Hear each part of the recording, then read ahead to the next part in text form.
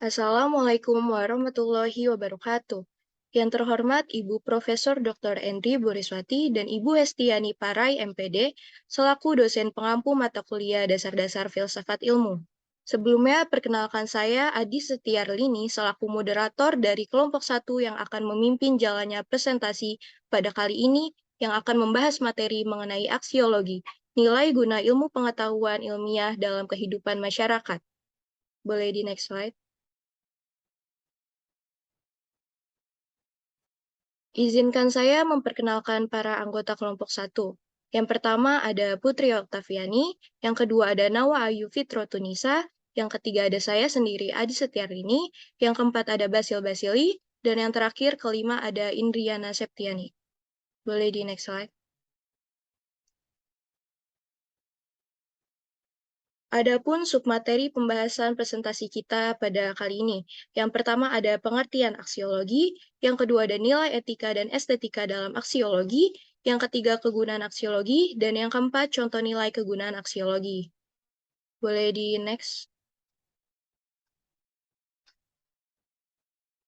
Yang pertama akan dijelaskan materi mengenai pengertian aksiologi yang akan dipaparkan oleh rekan saya, Indriana.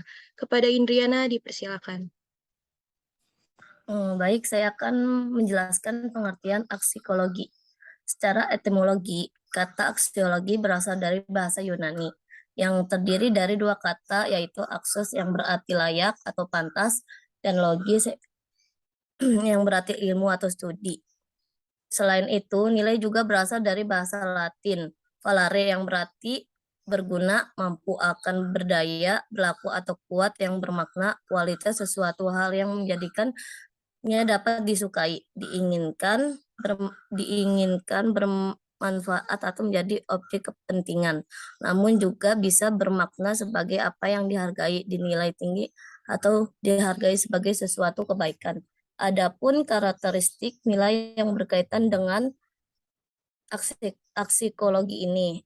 Yang pertama itu ada nilai objektif atau subjektif.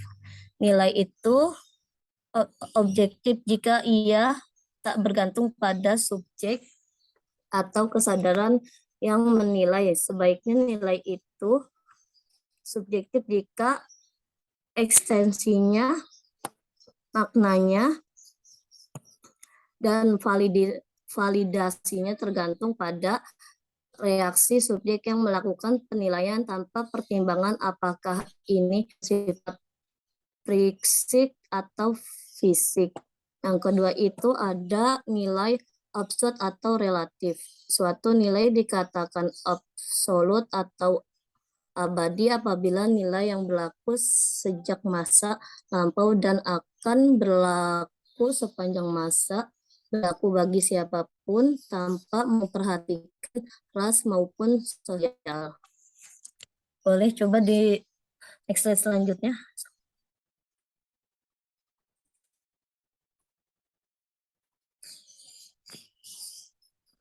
Pengertian aksimologi secara istilah. Pengertian aksimologi secara istilah adalah studi yang berkaitan dengan teori tentang nilai atau studi segala sesuatu yang dapat bernilai atau memberi manfaat. Nilai merupakan suatu fenomena tetapi tidak berada dalam suatu ruang dan waktu. Selain itu, nilai juga merupakan esensi-esensi logis yang dapat dipahami melalui akal. Saya kembalikan kepada moderator. Baik, boleh tolong di next slide.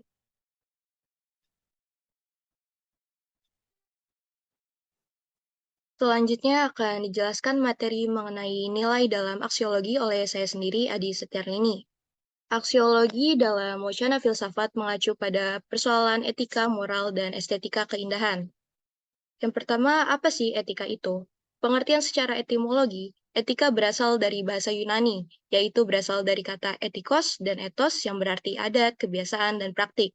Secara umum, etika merupakan teori mengenai tingkah laku atau tindak perbuatan manusia yang dipandang dari aspek nilai, baik dan buruknya yang dapat ditentukan oleh akal. Dalam pandangan para ahli, etika secara garis besar dapat diklasifikasikan ke dalam 3 bidang studi, yaitu ada etika deskriptif, ada etika normatif dan meta etika. Saya akan menjelaskan satu persatu. Yang pertama, etika deskriptif. Menguraikan dan menjelaskan kesadaran dan pengalaman moral secara deskriptif yang digolongkan dalam bidang ilmu pengetahuan empiris dan berkaitan dengan sosiologi. Yang kedua itu etika normatif, memberikan petunjuk atau penuntun dalam mengambil keputusan yang menyangkut baik dan buruk atau benar dan salah. Yang ketiga itu ada meta etika. Meta etika tersebut merupakan studi terhadap disiplin etika yang menyelidiki makna istilah-istilah normatif yang diungkapkan lewat pernyataan etis yang membenarkan atau menyalahkan suatu tindakan. Kemudian nilai yang kedua itu ada estetika. Apa sih estetika itu?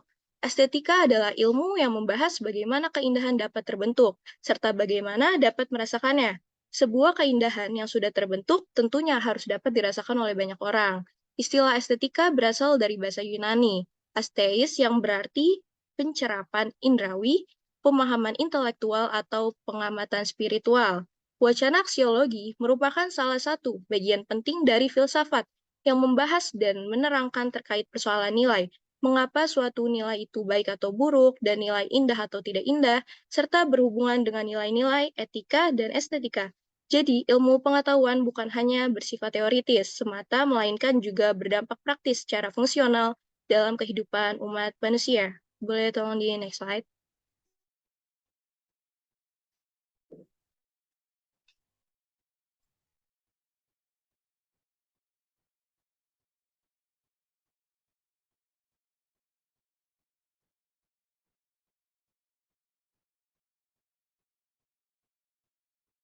Tolong di next slide, Putri.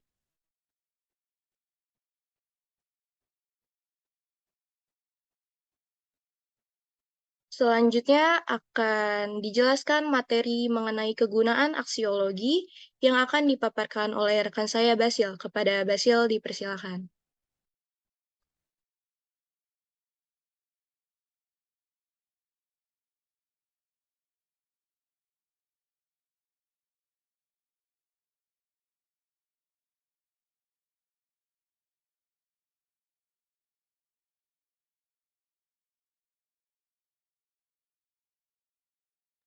Silakan Basil. Baik, terima kasih kepada moderator yang telah mengizinkan saya untuk menjelaskan materi. Baik, perkenalkan nama saya Basil Basili. Di sini saya akan menjelaskan tentang kegunaan aksiologi. Yang pertama yaitu kegunaan aksiologi bagi ilmuwan. Dalam tahap awal perkembangannya, ilmu sudah dikaitkan dengan tujuan tertentu. Ilmu tidak saja digunakan untuk menguasai alam, melainkan juga untuk memerangi sesama manusia atau menguasai manusia. Tidak jarang manusia diperbudak oleh ilmu. Dengan ilmu, akhirnya hanya karena ilmu terjadilah gejala dehumanisasi. Dehumanisasi adalah perilaku atau proses yang merendahkan seseorang dan hal lainnya. Sehingga tidak salah jika banyak orang sudah mengatakan bahwa ilmu sudah tidak berpihak kepada manusia, tetapi ilmu sudah mempunyai tujuannya sendiri. Dalam zaman globalisasi saat ini, di mana proses perkembangan ilmu, pengetahuan, dan teknologi tidak lagi menunjukkan perkembangan sedikit demi sedikit, setapak demi setapak, melainkan melalui lompatan-lompatan atau terobosan-terobosan yang besar. Namun, sebagai seorang ilmuwan, tidak akan lepas dari hakikat ilmu. Banyak peran yang menjadi tanggung jawab sosial terhadap ilmu yang dimiliki. Sikap sosial ilmuwan harus selalu konsisten dengan proses penelaahan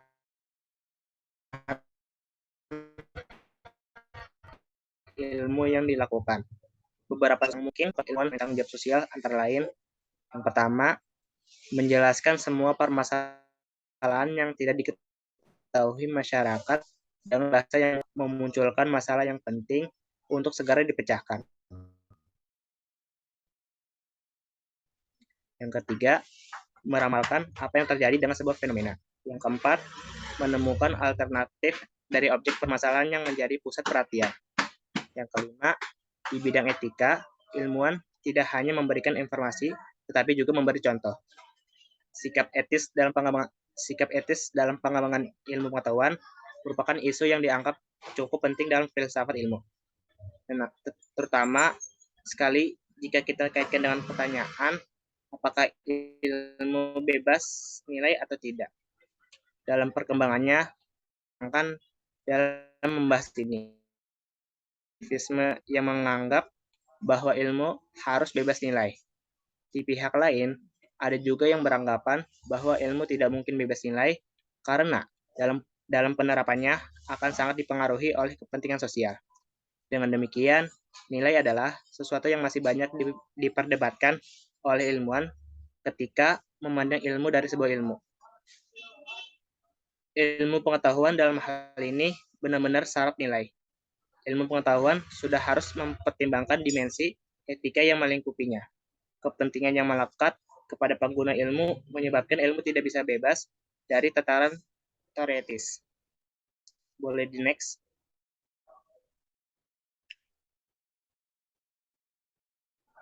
Selanjutnya saya akan membahas kegunaan aksiologi terhadap kehidupan masyarakat. Berkenaan dengan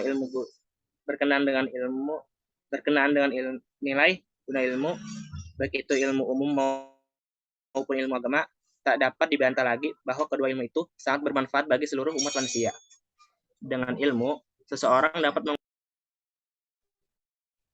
berkaitan dengan hal ini, menurut Francis Bacon seperti yang dikutip oleh Jujun Surya Sumatri bahwa pengetahuan adalah kekuasaan. Apakah kekuasaan itu merupakan berkat atau justru malapetaka bagi umat manusia? Kalaupun terjadi malapetaka yang disebabkan oleh ilmu, kita tidak bisa mengatakan bahwa itu merupakan kesalahan ilmu karena ilmu sendiri merupakan alat bagi manusia untuk mencapai kebahagiaan hidup. Lagi pula, ilmu memiliki sifat netral. Ilmu tidak mengenal baik ataupun buruk, melainkan tergantung pada pemilik dalam menggunakannya. Untuk mengetahui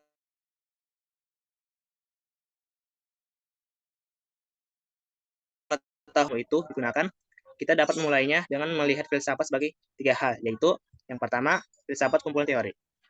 Filsafat sebagai kumpulan teori digunakan untuk memahami dan mereaksikan dunia pemikiran.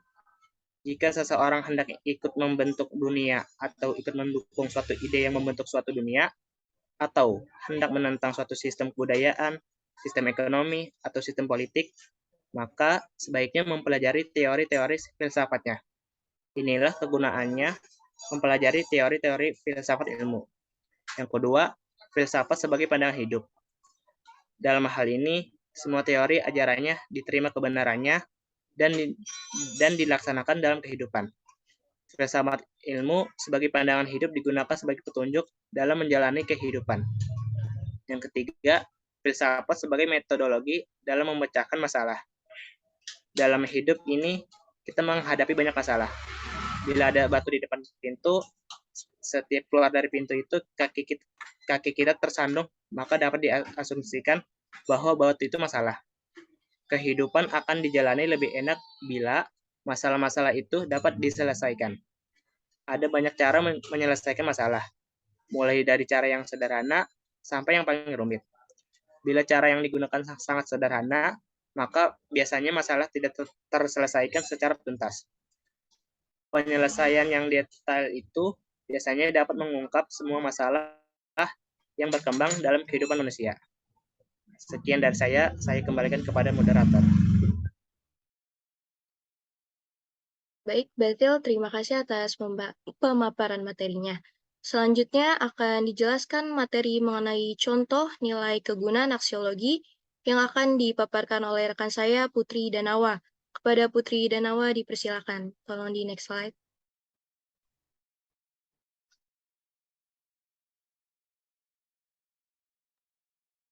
Baik, terima kasih kepada moderator. Di sini saya akan menjelaskan contoh kegunaan nilai bagi ilmuwan. Nah, contohnya itu seperti ilmuwan yang menemukan jaringan internet. Sebenarnya kita bertanya-tanya kan, apa sih internet itu? Nah, internet itu merupakan sebuah jaringan komunikasi yang sangat mendunia gitu sekarang. lebih tepat itu jaringan komunikasi yang sangat global yang menghubungkan perangkat elektronik satu perangkat elektronik ke perangkat elektronik lainnya seperti komputer, handphone, dan televisi. Nah, internet ini memungkinkan kita bisa mengakses berbagai informasi. Nah, juga berkomunikasi di mana saja. Terus siapa aja sih penemu pertama internet ini? Yang pertama ini adalah Leonard Kleinrock, seorang insinyur dan ilmuwan asal Amerika Serikat. Nah, Kleinrock ini menciptakan sebuah penemuan besar menjelang abad modern, yaitu internet. Saat itu ya secara tidak sengaja dia berhasil memecahkan kode digital dan menjadikannya sebagai paket terpisah. Nah, disitulah kemudian dia diberi julukan sebagai Bapak Internet. Nah, lalu yang kedua ada Khairul Anwar, ilmuwan yang berasal dari Indonesia, penemu jaringan 4G. Sebenarnya Khairul Anwar ini bukan penemu ya, bukan penemu jaringan 4G. Dia itu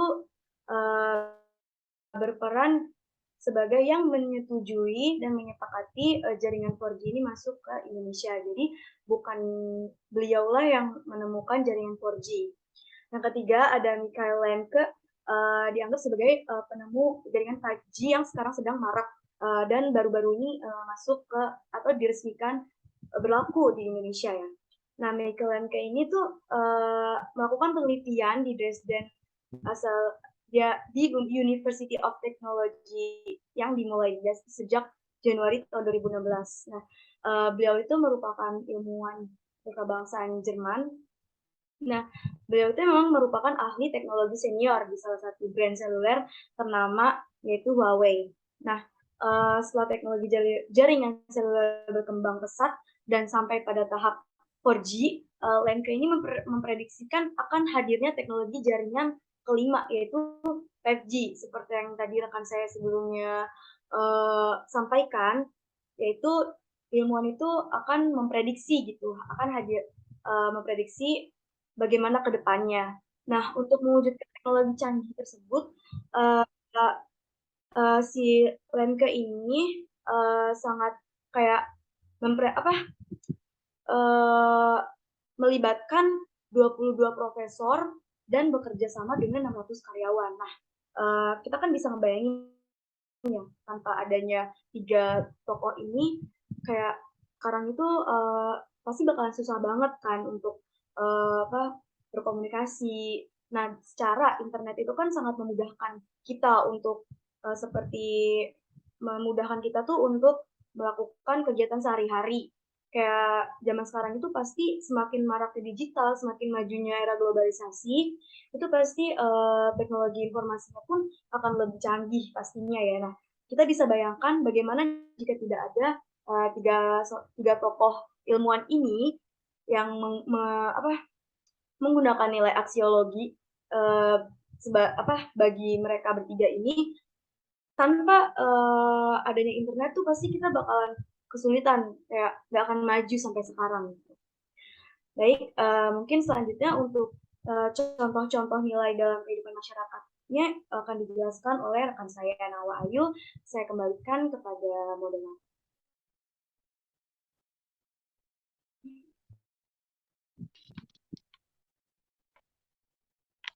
Oke, di sini saya akan menjelaskan nilai guna dari internet itu sendiri.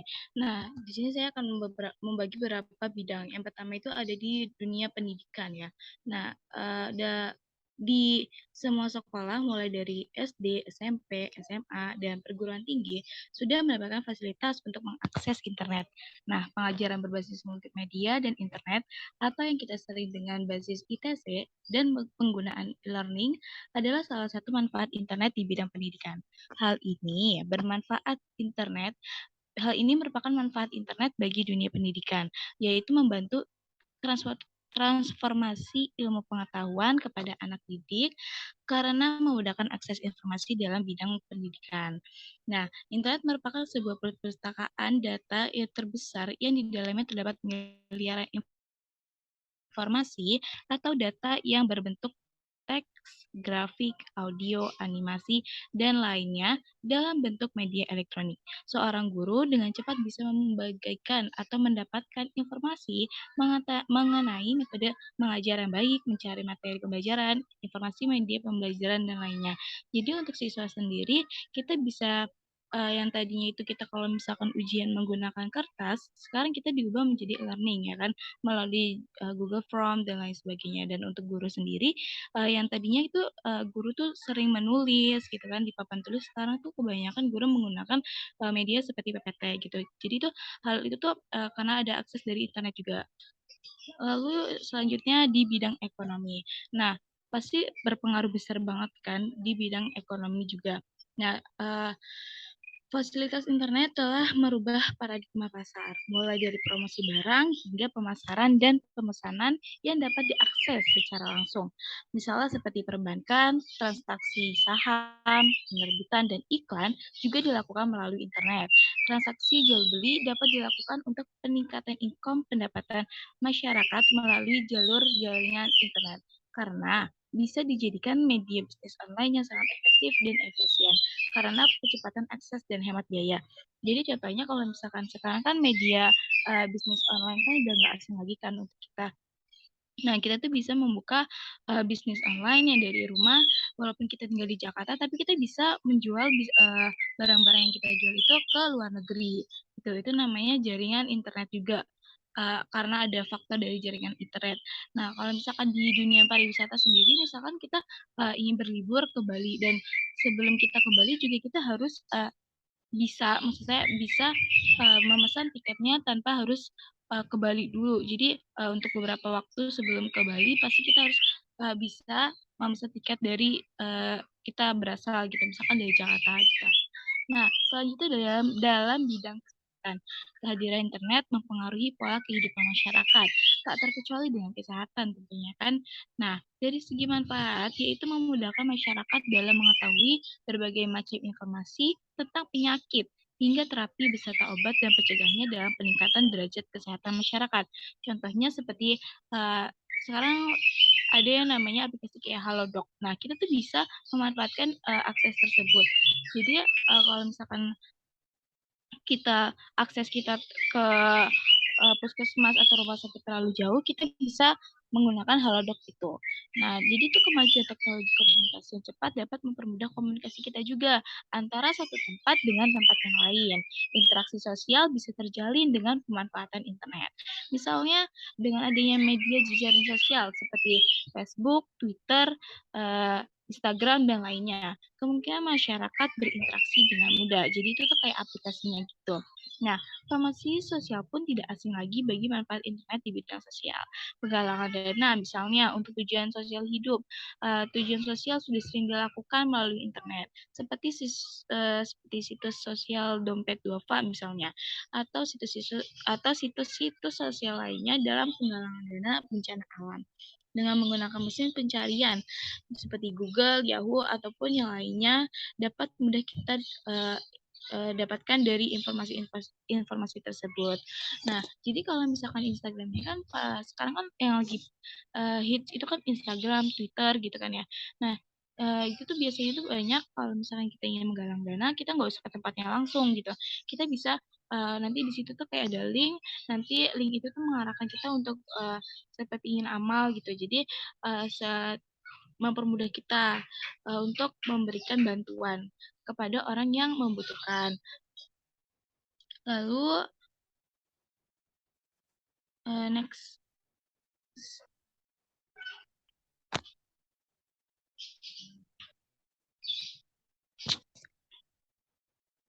Bisa next.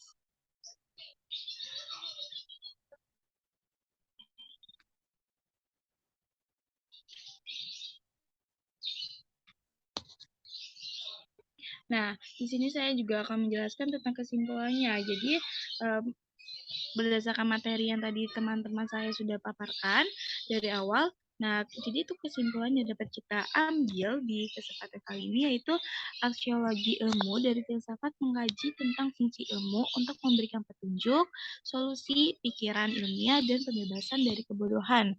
Ilmu pengetahuan adalah pengetahuan ilmiah yang memiliki ciri-ciri, yang itu dapat diamati, empiris, dapat diuji, objektif, dalam arti tidak memiliki muatan rasa atau emosional, serta bersifat universal. Ilmu pengetahuan di barat bersifat netral, tidak memiliki tujuan melekat pada dirinya sendiri, melainkan sangat bergantung pada manusia yang menggunakannya. Dan dari contoh yang telah saya paparkan tadi, penerapan internet dalam kehidupan kita semata-mata untuk memudahkan segala kegiatan kita agar lebih efektif dan efisien. Sekian dari saya kembalikan kepada moderator. Baik, terima kasih kepada Nawa dan Putri atas pemaparan materinya. Kemudian terakhir, boleh di next. Kemudian terakhir di sini bisa dilihat ya, berikut adalah beberapa sumber materi presentasi dari kelompok kami. Boleh di next, Putri.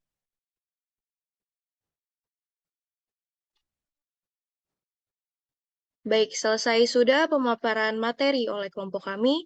Mohon maaf apabila ada kesalahan dan kekurangan terutama dalam kendala jaringan internet yang terputus-putus. Sekian dan terima kasih. Wassalamualaikum warahmatullahi wabarakatuh.